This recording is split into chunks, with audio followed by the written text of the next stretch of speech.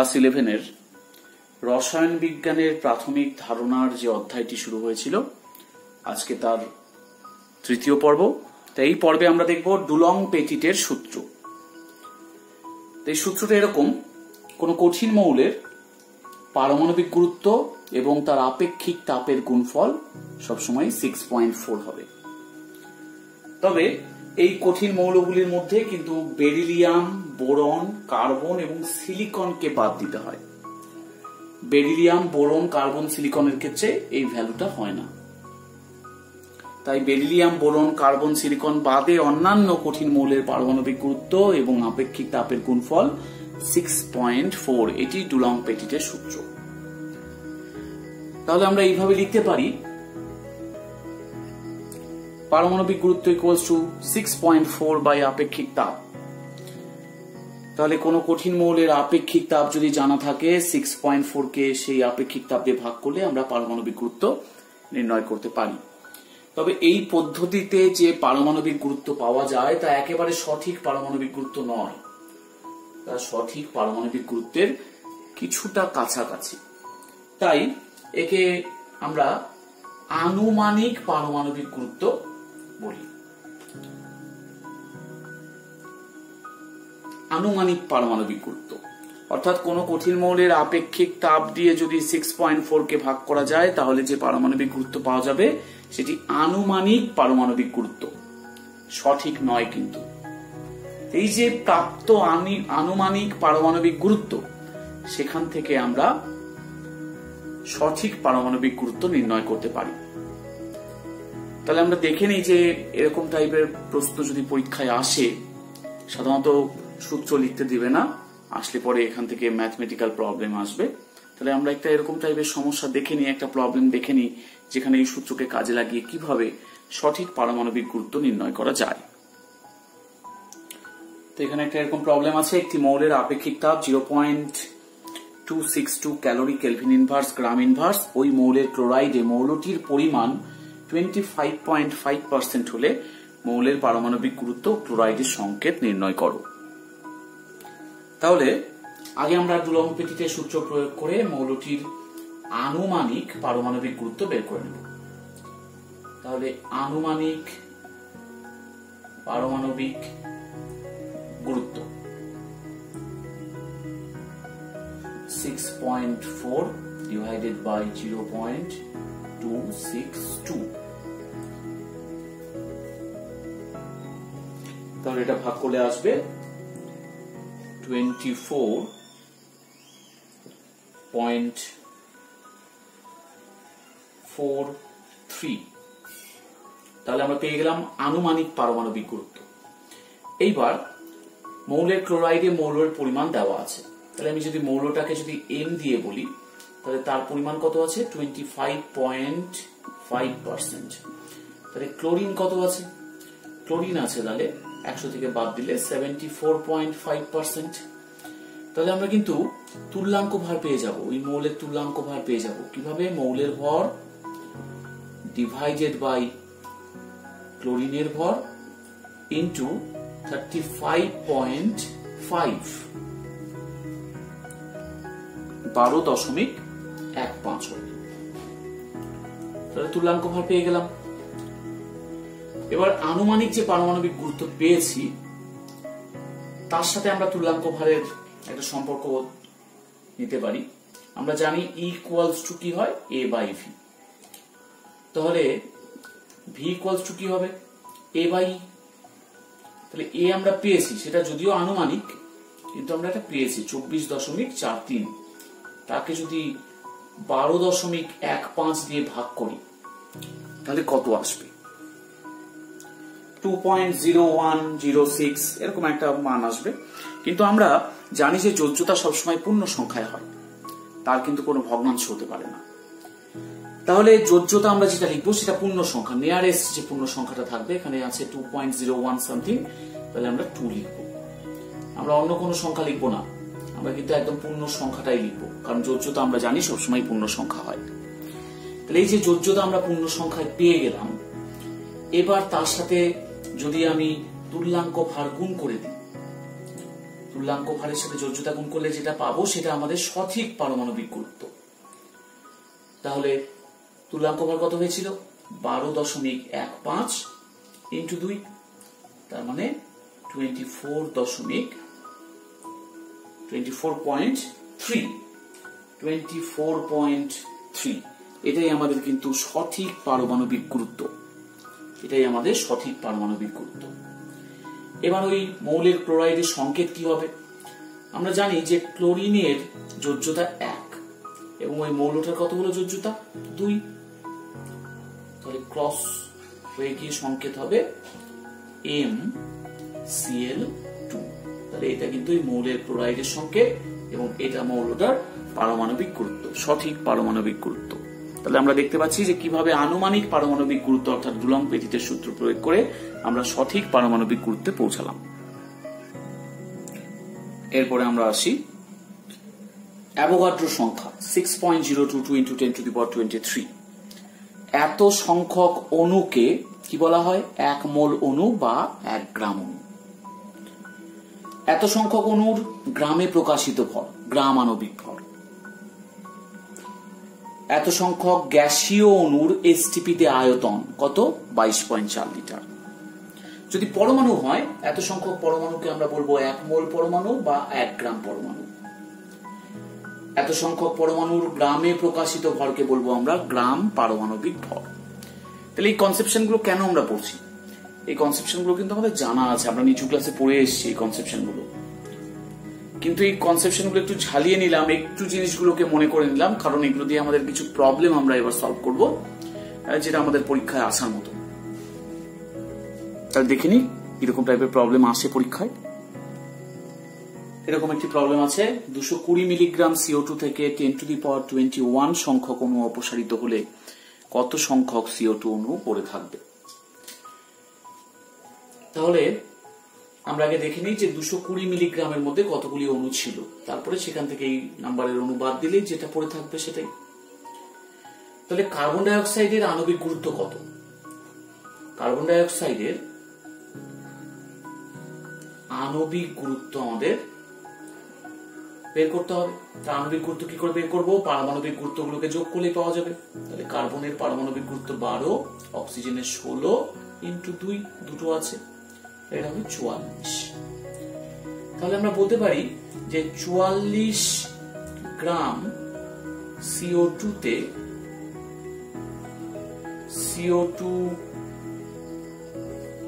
তে অণুর সংখ্যা,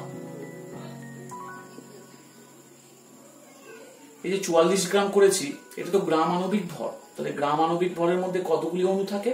অ্যাভোগাড্রো সংখ্যক। তাহলে আমরা বলতে পারি অণুর সংখ্যা 6.022 × 10⁻23। তাহলে 1 গ্রাম CO2 তে অণুর সংখ্যা কত হবে?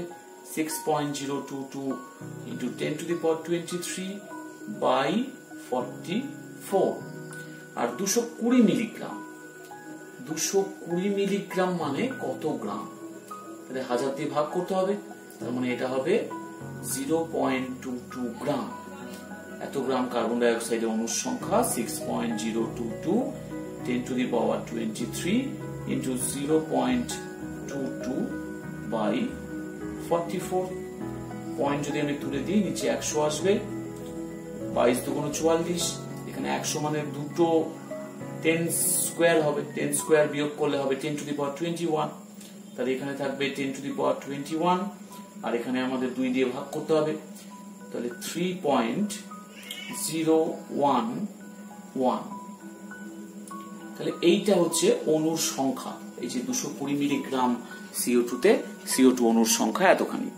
এবার এখান থেকে আমাদেরকে বাদ দিতে হবে 10⁻21, তাহলে অবশিষ্ট অণুর সংখ্যা হবে 10⁻21 মাইনাস 10⁻21। তাহলে বিয়োগ করব কি করে? 3.011 মাইনাস 1, 10⁻21 আমরা কমন নিয়ে নিব। তাহলে কমন নিলে এবার বিয়োগ করার সুবিধা হবে, 2.011 ইন্টু 10⁻21। তাহলে এতগুলি অণু পড়ে থাকবে। 10⁻21 সংখ্যক অণু অপসারিত হওয়ার পরে অবশিষ্ট অণুর সংখ্যা হবে এটা পরের প্রবলেমে আসি। 1 মিলিমোল CO2 তে কত সংখ্যক CO2 অণু আছে? তাহলে আমরা কি জানি 1 মোল অণুতে অণু থাকে অ্যাভোগাড্রো সংখ্যা। তাহলে আগে সেটা লিখে নিই। 1 মোল CO2 তে অণু আছে, মানে CO2 অণু আছে, অ্যাভোগাড্রো সংখ্যক 6.022 into 10 to the power 23 এতটি। তাহলে 1 মিলিমোল, 1 মিলিমোল মানে আমরা লিখতে পারি, কিন্তু 1 মিলিমোল মানে আমরা লিখতে পারি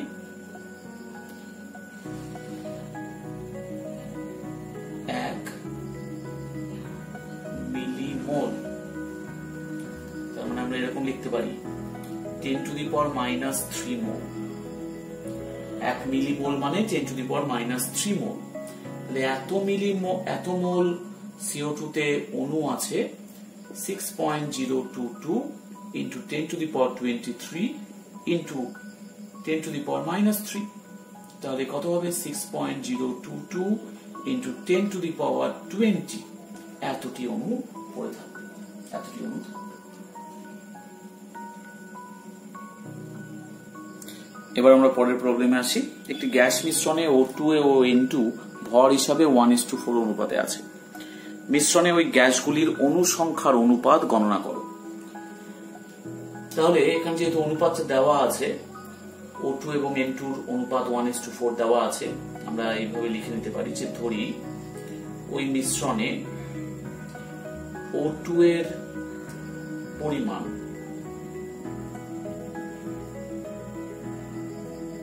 x গ্রাম, ভর বলেছে যেহেতু গ্রামে লিখলাম, অতএব N2 এর পরিমাণ কত হবে? 4x গ্রাম।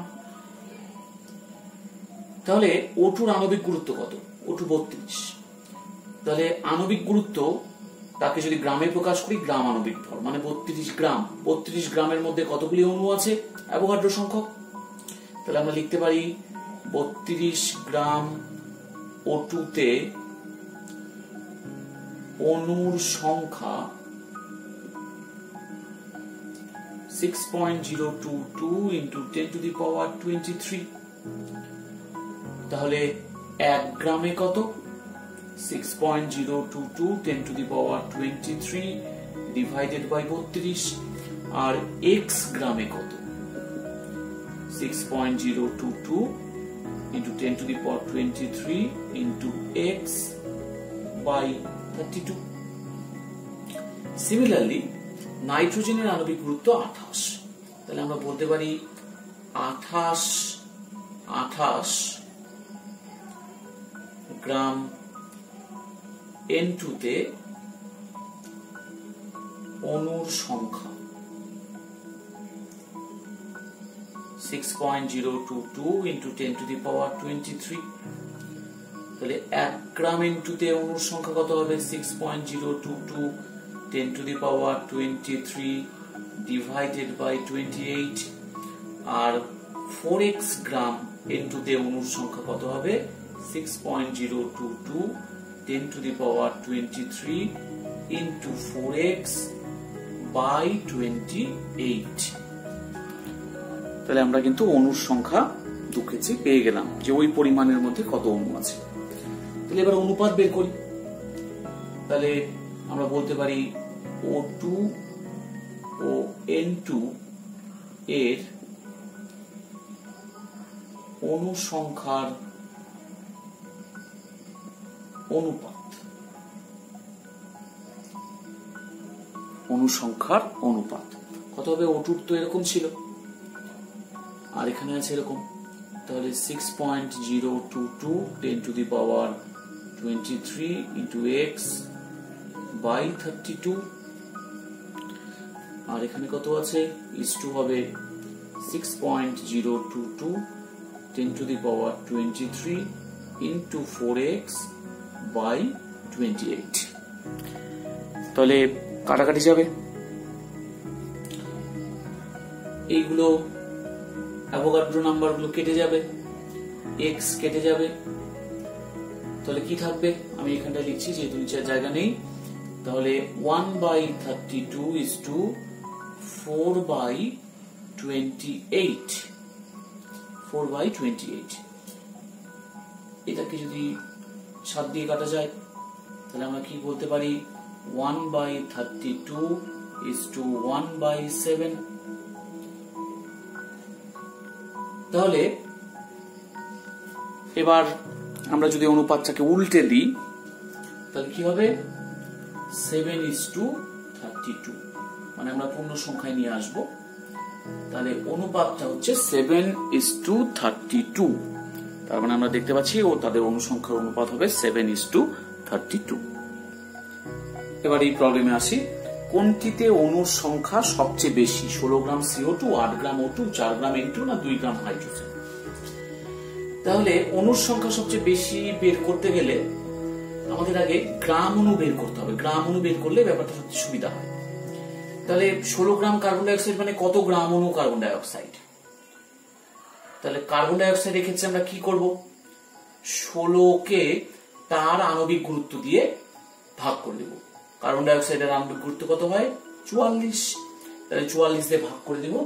তাহলে এই সংখ্যাটা হবে 0.36 গ্রাম অণু।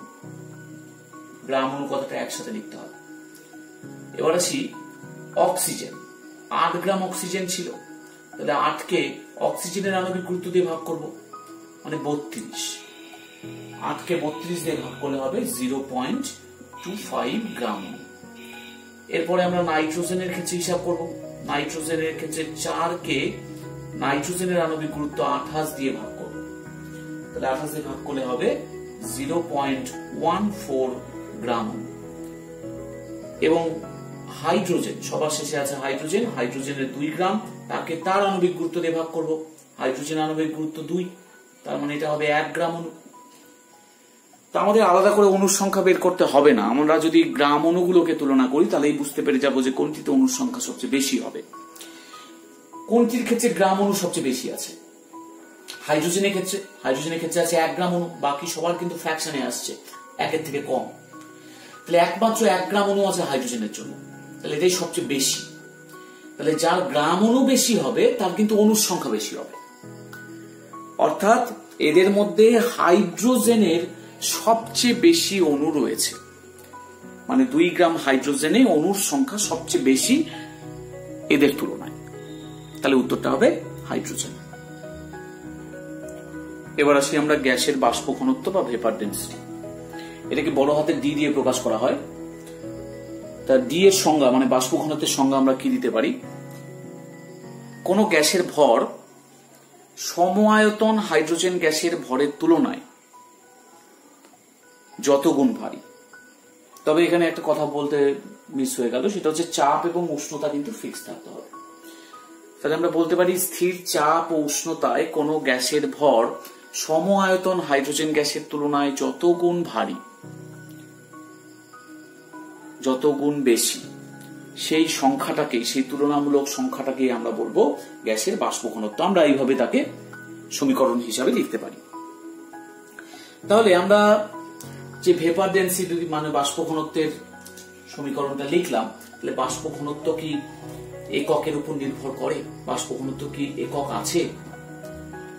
যেহেতু একই জিনিসের তুলনামূলক সংখ্যা, এখানেও ভর আছে, নিচেও ভর, তাহলে দুটো একক এখানে কিন্তু কেটে যাবে। তার ফলে ডি অর্থাৎ বাষ্প ঘনত্ব একক বিহীন হবে। বাষ্প ঘনত্ব কি হবে? বাষ্প ঘনত্ব একক বিহীন। এবার আসি আরেকটি প্রশ্ন, যে বাষ্প ঘনত্ব কি চাপ এবং উষ্ণতার উপর নির্ভর করে? যদি দুটি গ্যাসকেই আমরা একই চাপ এবং একই উষ্ণতায় রাখি তবেই বাষ্প ঘনত্ব নির্ণয় করতে পারবো। সেটা যে চাপই হোক না কেন, যে উষ্ণতাই হোক না কেন, দুটি গ্যাস সমচাপ ও উষ্ণতায় থাকতে হবে, তবেই বাষ্প ঘনত্ব বের করা যাবে। এবং যেহেতু এটা একটা তুলনামূলক সংখ্যা, তাই চাপ এবং উষ্ণতার উপরে কিন্তু বাষ্প ঘনত্বের কোনো যোগ সাদৃশ্য নেই। অর্থাৎ চাপ ও উষ্ণতার উপর বাষ্প ঘনত্ব নির্ভর করে না, যেহেতু এটা একটা মাত্র তুলনামূলক সংখ্যা। তবে বাষ্প ঘনত্ব নির্ণয়ের সময় খেয়াল রাখতে হবে দুটি গ্যাসই যেন, মানে উপরের এই যে আমরা যে কোনো গ্যাস লিখেছি আর হাইড্রোজেন গ্যাস লিখেছি, দুটো গ্যাসই যেন একই চাপ এবং একই উষ্ণতায় থাকে। সেটা যে চাপ বা যে উষ্ণতাই হোক না কেন, দুটোর ক্ষেত্রেই যেন একই রকম থাকে। তাহলে আমরা দেখলাম যে বাষ্প ঘনত্ব ডি টেম্পারেচার ও প্রেসার এর উপর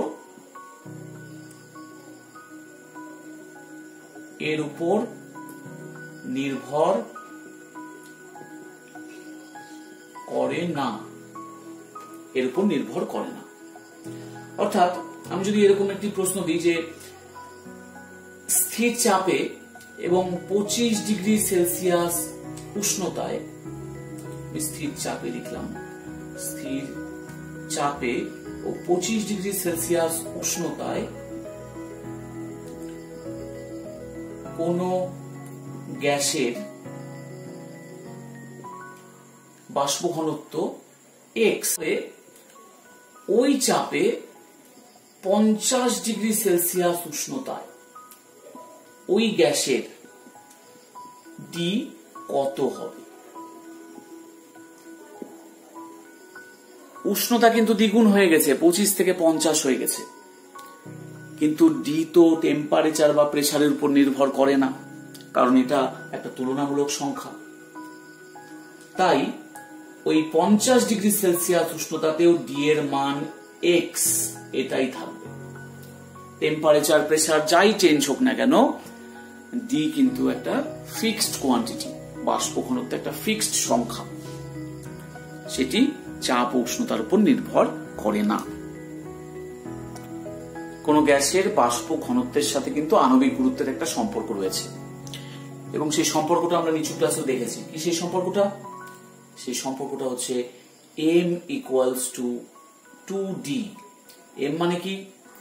m মানে আণবিক গুরুত্ব, আণবিক গুরুত্ব, আর d মানে বাষ্প ঘনত্ব। তাহলে আমরা জানি যে m ইকুয়ালস টু 2d, অর্থাৎ বাষ্প ঘনত্বের সাথে আণবিক গুরুত্বের একটা সম্পর্ক রয়েছে। এই সম্পর্ক কি সব ক্ষেত্রে মেনটেন হয়? সব ক্ষেত্রে কিন্তু এই সম্পর্ক মেনটেন হয় না। NH4Cl অ্যামোনিয়াম ক্লোরাইড এবং PCl5 ফসফরাস পেন্টাক্লোরাইড, এদের বাষ্পের পরীক্ষামূলকভাবে প্রাপ্ত বাষ্প ঘনত্ব D equals to m/2 এই সমীকরণ থেকে প্রাপ্ত মান অপেক্ষা কম হয়। অর্থাৎ এদের পরীক্ষামূলকভাবে ডি এক্সপেরিমেন্টাল যা মান হয়, পরীক্ষালব্ধ যা বাষ্প ঘনত্বের মান হয়, সেটা কিন্তু এটা আমরা যদি ডি থিওরিটিক্যাল লিখি সেই মানের থেকে কম হয়। অর্থাৎ এই সমীকরণ দ্বারা নির্ণীত যে বাষ্প ঘনত্ব সেই মান অপেক্ষা কম হয়। থিওরিটিক্যাল আর এটা এক্সপেরিমেন্টাল। তাহলে এক্সপেরিমেন্টাল বাষ্প ঘনত্বের মান তাদের তাত্ত্বিকভাবে এই সমীকরণ থেকে প্রাপ্ত মান অপেক্ষা কম হয়, তাদের ক্ষেত্রে NH4Cl আর PCl5 এর ক্ষেত্রে। তাহলে কেন এরকম হলো?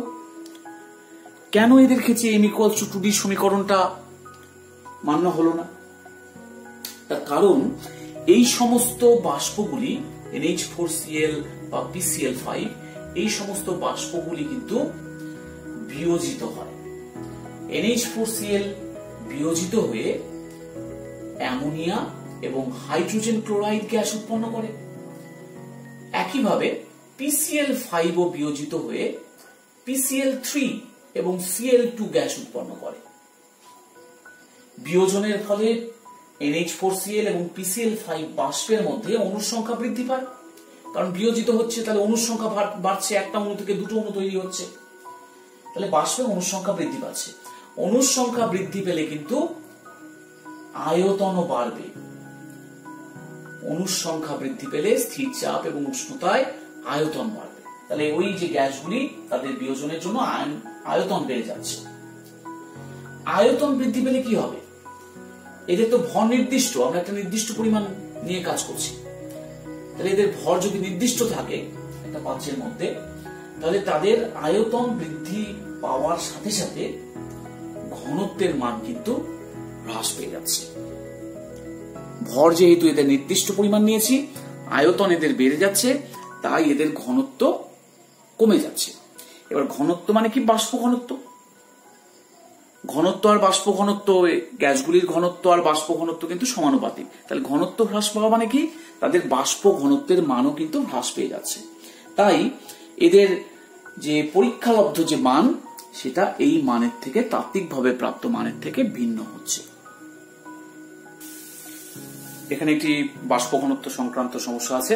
এখানে বলেছে একটি গ্যাসীয় মৌলের বাষ্প ঘনত্ব অক্সিজেনের 5 গুণ। যদি মৌলটি ত্রিপরমাণুক হয় তবে মৌলটির পারমাণবিক ভর কত? তাহলে আগে আমরা দেখে নিই যে অক্সিজেনের বাষ্প ঘনত্ব কত। তাহলে আমরা জানি তো m equals to 2d। তাহলে d equals to d of oxygen, d equals to m by 2।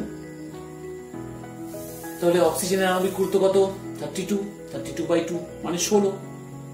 তাহলে অক্সিজেনের বাষ্প ঘনত্ব 16। তাহলে ওই মৌলের বাষ্প ঘনত্ব কত? তাহলে ওই মৌলের বাষ্প ঘনত্বকে যদি আমরা d দিয়ে লিখি তাহলে কি হবে? অক্সিজেনের 5 গুণ হবে, তার মানে 16 into 5, তাহলে 80। তাহলে ওই মৌলের আণবিক গুরুত্ব কত? m equals to 2d, তার মানে 2 into 80, 160। তাহলে ওই মৌলের আণবিক গুরুত্ব কিন্তু 160। এবার বলেছে মৌলটি ত্রিপরমাণুক। ত্রিপরমাণুক তার মানে একটি অণুতে 3টি পরমাণু রয়েছে। তাহলে আমরা ধরে নিই যে পারমাণবিক ভর পেয়ে ধরলাম ছোট হাতে। তাহলে কি হবে? শর্তানুযায়ী 3a equals to 160, a equals to 160 by 3 equals to কত হবে? equals to হবে 53.33। তাহলে এটাই আমাদের অ্যান্সার। পরের একটি সমস্যা দেখে নিই। এসটিপিতে 100 ml কোন গ্যাসের ভর 0.144 গ্রাম, গ্যাসটির বাষ্প ঘনত্ব কত? এখানে বলে দিয়েছে কিন্তু এসটিপি। তাহলে আমরা কি জানি? 22.4 লিটারের ভরই আণবিক ভর, 22.4 লিটারের ভরই গ্রাম আণবিক ভর। তাহলে এসটিপিতে সেটা হয়। তার মানে আমরা বলতে পারি যে এখানে যেহেতু 100 ml গ্যাসের ভর দেওয়া আছে, তাহলে 100 ml গ্যাসের ভর থেকে আমরা ঐকিক নিয়মে 22,400 ml গ্যাসের ভর বের করে নেব। সেটি কিন্তু তার গ্রাম আণবিক ভর, এবং সেখান থেকে আমরা আণবিক গুরুত্ব পেয়ে যাচ্ছি। তো দেখে নিই, 100 ml গ্যাসের ভর 0.144 গ্রাম। তাহলে 1 ml গ্যাসের ভর কত? 0.144 গ্রাম বাই 100। তাহলে 22,400 ml গ্যাসের ভর কত? 0.144 ইন্টু 22,400 বাই 100, এত গ্রাম। তাহলে এটা গুণ করলে আমরা পাবো, এটা গুণ করলে কত পাওয়া যাচ্ছে? এটা গুণ করলে পাওয়া যাচ্ছে 32.256 গ্রাম। তাহলে আণবিক গুরুত্ব m equals to কত? 32.256। অতএব আমরা জানি যে m equals to 2d হয়, তাহলে d equals to m by 2, তার মানে 32.256 by 2, তার মানে হবে 16.128। এটাই হবে অ্যান্সার। পরের সমস্যায় চলে আসি। একটি মৌলের অক্সাইডে 53% মৌল আছে। মৌলের ক্লোরাইডের বাষ্প ঘনত্ব 66, মৌলের পারমাণবিক ভর কত? তাহলে অক্সাইডে আছে 53%, তাহলে m যদি 53% হয় তাহলে অক্সিজেন কত হবে? এখানে অক্সিজেন হবে 47%। তাহলে তুল্যাঙ্ক ভর আমরা বের করে ফেলতে পারি। তুল্যাঙ্ক ভর কত হবে? মৌলের ওজন বাই অক্সিজেনের ওজন ইন্টু 8 ইকুয়ালস টু হবে এটা 9.02। তুল্যাঙ্ক ভর আমরা কিন্তু বের করে দিলাম। এবার বাষ্প ঘনত্ব দেওয়া আছে, আমাদের আণবিক গুরুত্ব আমরা কিন্তু পেয়ে যাবো এখান থেকে। তাহলে m ইকুয়ালস টু আমরা জানি 2d। আচ্ছা, এখানে তো মৌল আমরা m ধরেছি, কাজ করি আমরা মৌলটাকে বরঞ্চ x ধরি। তাহলে এখানে m ইকুয়ালস টু 2d, তাহলে বাষ্প ঘনত্ব দেওয়া আছে 2 into 66, তার মানে 132। আণবিক গুরুত্ব। আমরা মৌলের ক্লোরাইডের সংকেত ধরি ক্লোরাইডের, আচ্ছা এখানে আমরা আগে ধরি মৌলের যোজ্যতা ভি। অতএব তাহলে কি হবে, আমাদের সংকেত কিন্তু আমরা বের করতে পারবো, কারণ এম এর যোজ্যতা যদি ভি হয় আর ক্লোরিনের যোজ্যতা তো আমরা জানি 1, এটা এম না, এটা এক্স। তাহলে কি হবে, তাহলে হবে এক্স ClV, এটা সংকেত। তাহলে এটা হচ্ছে ক্লোরাইডের সংকেত। তাহলে সংকেত যদি হয় তাহলে তার আণবিক গুরুত্ব কত? আণবিক গুরুত্ব আমরা কি পাবো, তাহলে এক্স এর পারমাণবিক ভর প্লাস Cl এর পারমাণবিক ভর, কারণ পারমাণবিক ভরগুলোকে যোগ করলে তো আণবিক গুরুত্ব পাওয়া যায়, ইনটু ভি, কারণ Cl আছে ভি সংখ্যক। তাহলে এক্স এর পারমাণবিক ভরকে আমরা লিখতে পারি, আমরা তো এই সূত্র আগেও পড়েছি, E equals to A by V, তার মানে A ইকুয়ালস টু EV। তাহলে E ইনটু ভি প্লাস ক্লোরিনের পারমাণবিক ভর আমরা জানি 35.5 ইনটু ভি। তাহলে E আমরা কিন্তু জানি, E কত ছিল 9.02, তাহলে 9.02 ভি প্লাস 35.5 ভি। তাহলে যোগ করে আমরা কত পাবো, 2, 5, 14, 4 নামলো,